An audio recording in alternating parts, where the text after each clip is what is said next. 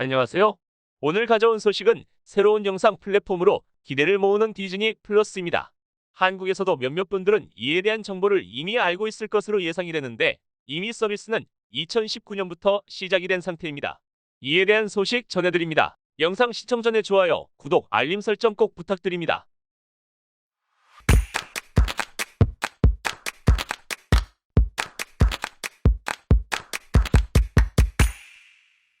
넷플릭스가 한국에 상륙한 지도 벌써 5년이 다 되어갑니다. 초반에는 이미 봤던 드라마와 영화들만 볼 수 있었던 제한적인 영상 감상 플랫폼에 불과했는데 현재는 무수히 많은 콘텐츠와 자체 제작 드라마, 영화까지 범주가 다양해졌고 가입자 수도 굉장히 많아졌습니다. 당시 넷플릭스의 국내 유입을 많이 불러오게 했던 이유 중 하나는 해외 자본을 투자받아 제작한 봉준호 감독의 옥자였을 텐데요. 저는 당시에 이 영화를 보기 위해 가입을 했던 기억이 납니다. 그 이후로 셜록이라든지 좀비 드라마 제작에 도화선이 된 워킹 데드 등 이런 킬러 콘텐츠들 덕에 조금씩 가입자들을 꾸준히 늘려갈 수 있었던 것 같습니다.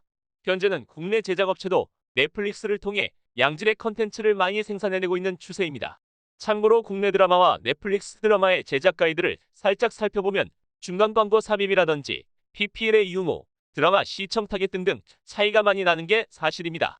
그러다 보니 사전 제작으로 진행되는 넷플릭스 드라마는 제작자의 의도가 그대로 반영되어 나오는 결과물로 인해 드라마의 퀄리티도 많이 상승하게 되는 긍정적인 효과도 생겼다고 볼 수 있습니다. 그런 넷플릭스의 성공으로 인해 현재 다양한 플랫폼들이 생겼습니다. 이런 다양함 속에 국내의 또 하나의 거물급 업체가 넷플릭스의 대항마 영상 플랫폼을 가져온다고 합니다. 바로 디즈니. 디즈니 플러스는 빠르면 6월 정도에 한국에 상륙할 예정입니다. 이와 관련되어 디즈니 플러스 관계자는 사실 2020년 9월부터 국내 사업 계획에 착수하여 바로 지금 3월 달경에 서비스를 진행하는 것이 목표였다고 하였습니다.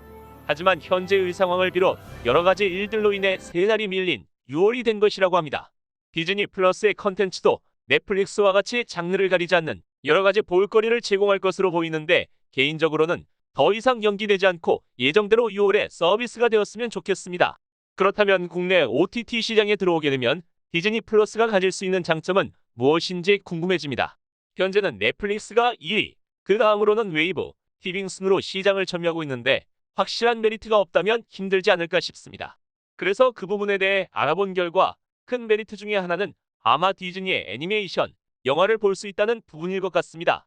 디즈니는 역사가 깊은 애니메이션 제작업체로 현재도 꾸준히 세계인들로부터 사랑받는 영상 제작사입니다. 저는 참고로 극장에 영화를 보러 가서 실망한 적이 덜어 있지만 디즈니 애니메이션을 보러 갔을 때는 거의 만족했었습니다. 사실 객관적인 평으로만 봐도 언제나 영상을 만들 때 많은 고민을 녹여내어 결과물을 만들어내기 때문에 모든 연령층에게 만족감을 줄 수 있는 좋은 결과물을 잘 만들어내는 것 같습니다. 믿고 볼 수 있는 디즈니의 영화와 애니메이션이기 때문에 이 부분은 확실히 메리트로 작용할 수 있습니다. 또한 그 무수히 많은 디즈니 만화 영화들도 시청할 수 있다고 하니 기대가 됩니다.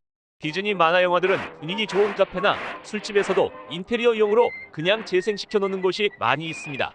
그 특유의 무드라든지 디즈니만의 매력적인 캐릭터들로 인해 만화 그 이상의 의미를 전달해줍니다. 그래서 봤던 영상일지라도 반복 소비가 가능한 디즈니의 컨텐츠들은 상당한 가치를 가질 수 있을 것 같습니다. 그리고 또 다른 메리트는 마블이라고 볼 수 있습니다. 마블 세계관의 영화들은 세계적으로 팬덤이 어마어마하며 이를 디즈니 플러스에서 공급을 한다고 합니다. 이로 인해 넷플릭스도 영향을 받을 수밖에 없는데 어벤져스나 아이언맨 등 한 번 봤어도 그냥 무료할 때 다시 키게 되는 마블의 블록버스터 영화들이 배급 관련 이슈로 인해 시청이 불가해지게 됩니다. 또한 마블의 이런 영화들은 디즈니 플러스에서 접할 수 있게 되는 겁니다. 하지만 위와 관련된 콘텐츠 이외에는 사실 타 OTT에서 감상할 수 있는 영상이 무수히 많습니다. 이 시장을 선점한 넷플릭스가 이미 묵직하게 자리 잡고 있기 때문에 차별화된 콘텐츠, 즉 오리지널 콘텐츠에 대한 부재는 디즈니 플러스가 해결해야 할 숙제라고 보여집니다.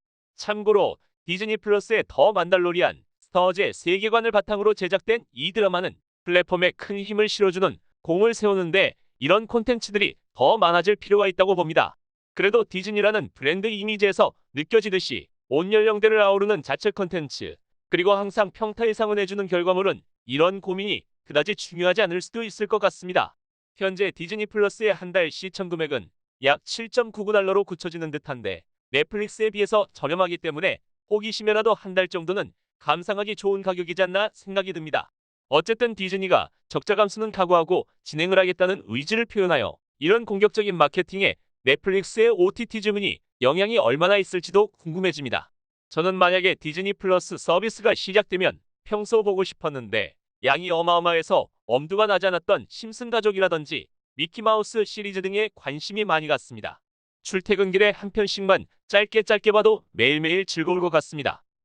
그럼 오늘 리뷰는 여기에서 마치겠습니다. 시청자 여러분의 좋아요, 구독, 알림 설정은 영상 제작에 큰 힘이 됩니다. 좋아요, 구독, 알림 설정 부탁드려요.